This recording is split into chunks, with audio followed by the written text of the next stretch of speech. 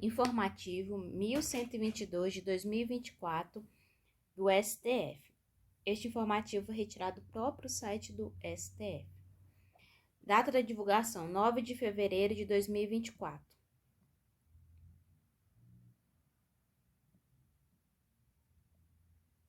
Matéria: Direito Civil, Casamento, Regime de Bens, Sucessões, Inventário e Partilha, Direito Constitucional, Princípios Fundamentais, Direitos e Garantias Fundamentais.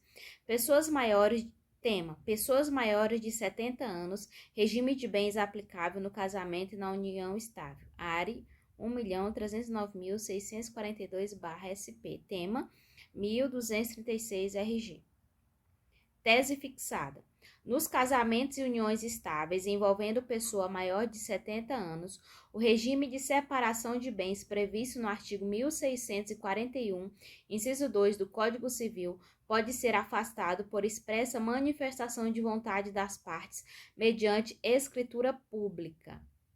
Resumo: o regime obrigatório de separação de bens nos casamentos e nas uniões estáveis que envolvam pessoas maiores de 70 anos pode ser alterado pela vontade das partes mediante escritura pública firmada em cartório. Caso não se escolha outro regime, prevalecerá a regra disposta em lei. Artigo 1641, inciso 2 do Código Civil. A limitação imposta pelo Código Civil, caso seja interpretada de forma absoluta como norma cogente, importa em violação aos princípios da dignidade da pessoa humana e da igualdade. Artigo 1º, inciso 3 e 5º, caput da CF. Isso porque a pessoa maior de 70 anos é plenamente capaz para o exercício de todos os atos da vida civil e para a livre disposição de seus bens. Portanto, a utilização exclusiva da idade como fator de desequiparação, além de ferir a autonomia da vontade por ser desarrazoada, é prática vedada pelo artigo 3º, inciso 4º da Constituição Federal de 1988.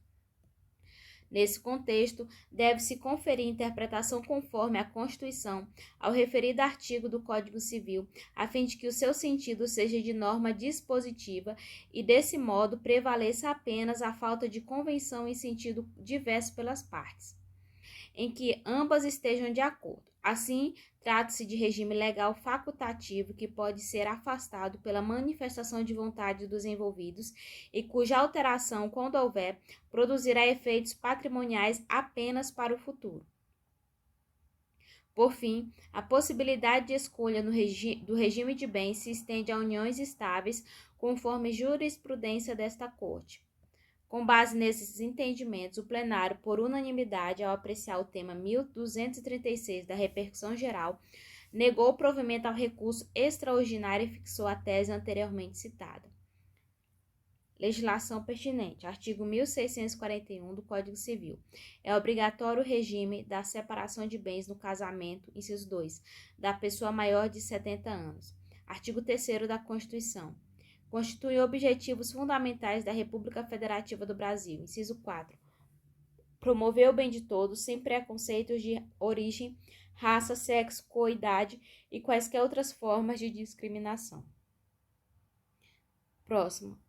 Matéria: Direito Constitucional, Repartição de Competências, Direito Penal, Material Bélico, Direito Administrativo, Atos Administrativos, Licenças, Registros e Porte de Arma de Fogo. Tema: Agentes Socioeducativos, Concessão de Porte de Arma de Fogo por Lei Estadual. ADI 7424/ES. Resumo: é inconstitucional por violar a competência privativa da União para legislar sobre direito penal e material bélico. Artigo 22, inciso 1 e 21 da Constituição, norma estadual que concede porte de arma de fogo a agentes socioeducativos. Compete privativamente à União estabelecer em quais hipóteses deve ser assegurado o porte funcional de armas de fogo, pois cabe a ela legislar sobre a posse e o porte de armas de fogo em território nacional.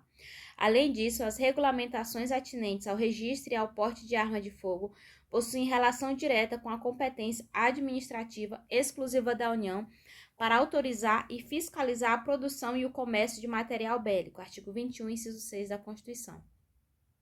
Nesse contexto, por se tratar de tema previsto na Lei 10.826 de 2003, Estatuto do Desarmamento, os Estados-membros da Federação não podem determinar os casos excepcionais em que o porte de armas não configura ilícito penal.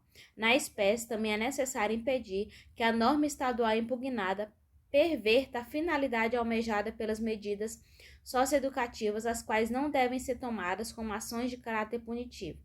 Com base nesses entendimentos, o plenário, por unanimidade, julgou procedente a ação para declarar a inconstitucionalidade do artigo 1º, inciso 4, parágrafo 1º, da Lei Complementar 1117 de 2022 do Estado do Espírito Santo.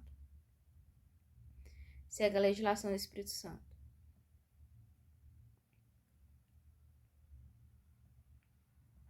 Acabou.